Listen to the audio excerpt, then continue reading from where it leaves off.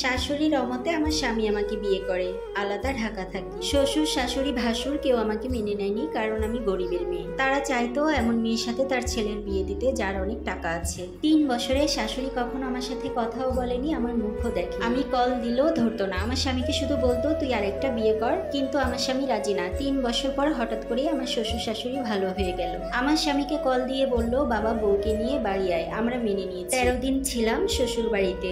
আমি গরিব ঘরের মেয়ে হলেও শিক্ষিতা এবং পড়াশোনা শেষ করে কিছু টুকটাক বিজনেস করছি। মাসে কখনো 50 কখনো লাখ ইনকাম হয়, বোঝেনি তো ব্যবসার টাকা কখনো বেশি কখনো কম। আমার সুন্দর পোশাক দেখে আমার যা হিংসে করে আমাকে খোঁচা দিল। আমাকে পাড়ার সবাই দেখতে এসে অনেক প্রশংসা করছিল, সেটাও আমার যা সহ্য করতে পারছিল না, খুঁচিয়ে আমাকে কথা বলছিল। 13 দিনের রান্না সব শাশুড়ি করেছিল। শ্বশুর বাড়ির আচরণে বুঝতে পেরেছিলাম যে তারা আমাকে এখনো মন থেকে মেনে নিতে পারেনি, কিন্তু হঠাৎ করেই যে কেন ফোন দিয়ে বললো তারা মেনে নিয়েছে এটাই আমরা বুঝতে পারছিলাম। শ্বশুর বাড়ি থেকে ফেরার পথে হঠাৎ করেই দেখলাম আমার পায়ের দুটো মোজা খুঁজে পাচ্ছিলাম না। শাশুড়ি মাকে বলতেই শাশুড়ি মা বললো বাচ্চারা হয়তো বা কোথাও রেখেছে। আমরা ঢাকায় ফেরার 7-8 দিন পর আমার শাশুড়ি মা আমাদের বাড়ি এলো ঢাকায়। শাশুড়ি আসার 9 দিন পর থেকে আমার শরীরটা ভীষণ অসুস্থ হয়ে গেল। আমার বমি, শরীর ব্যথা, মাথা ব্যথা, বমি সবকিছু মিলিয়ে সারাক্ষণ মনে হতো কেউ যেন আমার শরীরে কি দিয়ে খোঁচাচ্ছে। বিছানায় পড়ে গেলাম, স্বামী ডাক্তারের কাছে নিয়ে গেল। ডাক্তার বলল আমার শরীরে তেমন কোনো অসুখ নেই।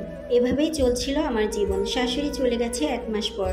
এরপর আমার শরীর আরো বেশি খারাপ হয়ে গেল, কোনো কিছুই ভাল লাগতো না আমার। শাশুড়ি যাওয়ার 1 মাস পর আমার শাশুড়ি যেই বিছানায় ঘুমাতো ওই বিছানায় আমার স্বামীর হাত থেকে চা পড়ে গেল এবং স্বামী ওই বিছানার তোষক তুলে রোদ্রে দিতে গেল। হঠাৎই আমার স্বামীর হাতে কি যেন বিঁধে উঠলো এবং তোষকের ওই পাশটি খুলতেই আমার স্বামী একটি পুতুল পান, আর সেই পুতুলটা তৈরি করা ছিল আমার পায়ের মোজা দিয়ে, যেই মোজাটা আমার শ্বশুরবাড়িতে হারিয়ে গিয়েছে এবং পুতুলটির গায়ে অনেকগুলো সুই ফুটানো ছিল। আমার স্বামী কিছুটা বুঝতে পেরে আমাকে একটা ইমাম সাহেবের কাছে নিয়ে যায়। আমাকে কেউ কিছু করেছে এটা সে বিশ্বাস করেছে, কিন্তু তার মা যে করেছে এটা সে তখনও বিশ্বাস করছিল না।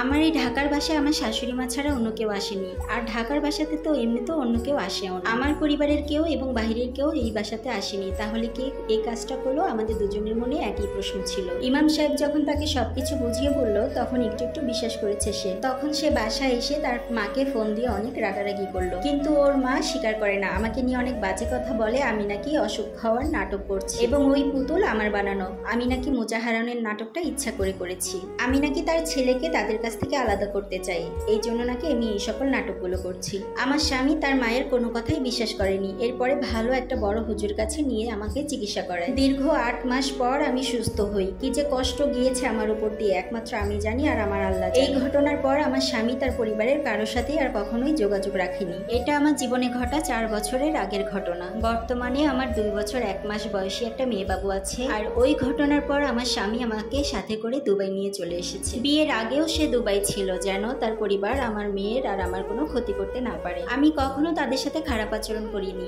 আমার সাথে কেন এমন হলো কেউ কি বলতে পারবেন? সব আপুদের বলবো, ছেলের পরিবার রাজি না থাকলে দয়া করে কেউ বিয়ে করবেন না, আর বিয়ে করেছেন তাহলে মরেছে। আর আজকের গল্পটি লিখে পাঠিয়েছেন শ্রাবণী ইস্ট্রাক নামের একটি আপু। তো আজকের ভিডিও আমার এই পর্যন্ত। আমার ভিডিও যদি আপনাদের ভালো লেগে থাকে বা গল্প কাহিনীগুলো যদি ভালো লেগে থাকে তাহলে অবশ্যই আমার চ্যানেল এবং আমার পেজে লাইক ফলো দিয়ে পাশে থাকবেন। সবাই অনেক বেশি ভালো থাকবেন। আল্লাহ হাফেজ।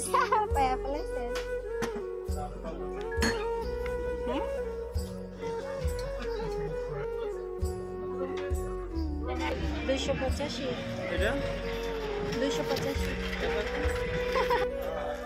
বিল পেমেন্ট করার পর রিসিপ্ট আমাকে আপনাদের যেটা না ম্যাম, হ্যাঁ আগের একটা বাকি ছিল।